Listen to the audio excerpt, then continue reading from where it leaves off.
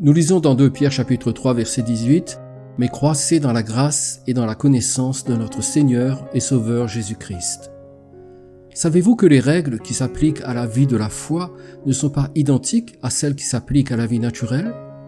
Par exemple, lorsqu'un individu cesse de grandir physiquement, il garde la même taille toute sa vie. On peut alors parler de stagnation.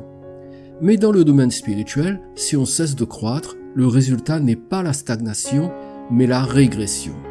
En d'autres mots, si un croyant cesse de grandir spirituellement, il ne restera pas au même niveau toute sa vie, mais il rétrogradera, il connaîtra un recul dans la foi.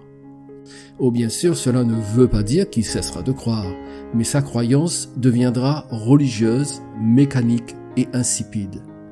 Il agira par habitude, il prononcera les mêmes mots, posera les mêmes gestes, mais ils seront dénués de vie. Il gardera l'aspect extérieur de la foi, mais la réalité spirituelle sera absente et dans le secret de son cœur, il n'y aura aucune chaleur, aucune vibration. Comme le dit Paul dans 2 Timothée chapitre 3 verset 5, ayant l'apparence de la piété, mais reniant ce qui en fait la force. Hélas, grand nombre de chrétiens entrent dans cette catégorie aujourd'hui.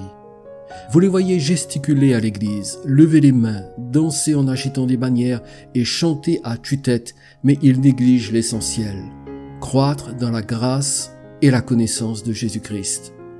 Cela n'arrive pas dans l'excitation d'une réunion publique, mais dans la recherche intime de la vérité de la parole de Dieu lorsqu'on s'applique à l'étudier avec passion.